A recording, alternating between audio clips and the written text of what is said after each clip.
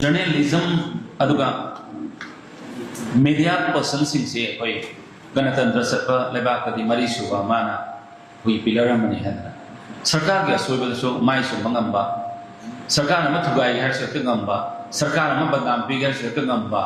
adu sarkar si phan gar se ka ngamba sakti puna mak sing sing asi de media house sing lo in pai na media house sida ayam lo in lei afaba sasonama tawnana bahona bada media house na achoba role ma koi loba mami afabagi da na haja ge praja singa aduga sarkar aduga sanahan basi sarkar adugi maru oi ba praja da yon ba aduga asing ba pau si praja da yon ma ngame ma koina aduga public ki awaba asi government dam gi yo through media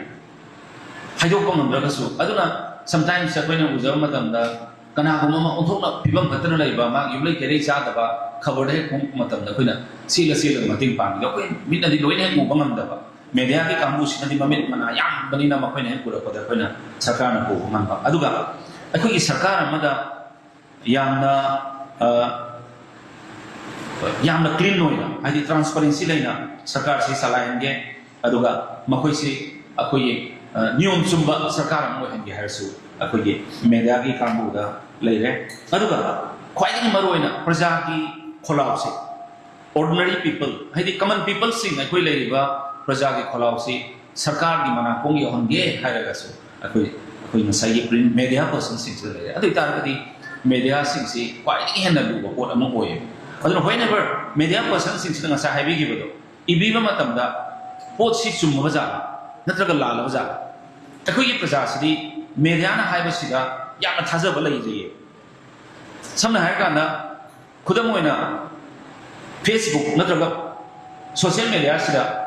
sumai tawdana maitai ma adu bakangbu mana akoi gi hal hai kana akoi da praja sing silari ba praja sing sidi thamoi si mathum marang haura ka da akoi si akoi su makoina tawrone akoi si tawbu ba ma lai akoi sida aduna when media person singna magi kolong bu tha matam or makoina text taw matam sida you have to be very careful. Adai hajir ni sidi kai nor Manipur se hujib bai riba Manipur se yamna fluid oiba mahi langba akoi sida tangdu laita da ba koi kunai moi bina amuk ke na media person se jina achoba role ma koi lokom thoe adana ina sa taw jai yam sangang jero haja baduni aina sa taw jai madadi koi media person sing sina hujib Manipur da lai riba yamna situation asida control tawge media person ko ta lai control tawroi masdagi hena mu mai sakhan ge media person gi singi ko tale maram di kari mahar kanda ngasi si haine ngasai gi inaw na haibo pau si phatta ba pau ngata ibna yam bo ye aduna kari haine gi haira ko ye bad news are always good news for the media person side koi khabar je pa matam da ko kana hak le kana si le ngasai gi development gi ko yeng de ba headlines ri matam da adu nupi am bhag re nupi ma is mahalame adu hanan heading ka halle ba madu as far as practicable avoid to na bai khona seva Manipur si normal halakri ba adu mallama mani aduna yare ma kai screening tawraga kunai sida akoi kana garo ba akoi samaj se amtang tangdu laita han ba koi sarkar su kana hona jari asima akoi hona na ba akoi janel akoi sigumba all Bishnupur district working journalist in NG foundation days sida ina mayam dai gani mudu pongkok sabani arana mayam yarom baya but aran mahai budu ai ki thamoina loina pubanga akani adu kayam lan mano kayam chumno hai budu horen